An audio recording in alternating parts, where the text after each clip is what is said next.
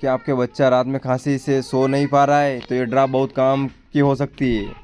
एस्कोडी LH drop बच्चों में बलगम वाली खांसी, सीने में जकड़न और सांस में परेशानी में दी जाने वाली दवा। इसके अंदर मौजूद एम्ब्रोक्स बलगम को पतला करता है, ग्यूफेनिक बलगम बाहर निकालने में मदद करता है और लेवोसाल्बुटामोल सांस की नली को खोलता है, जिससे बच्चों की खांसी में जल्दी राहत मिलती है।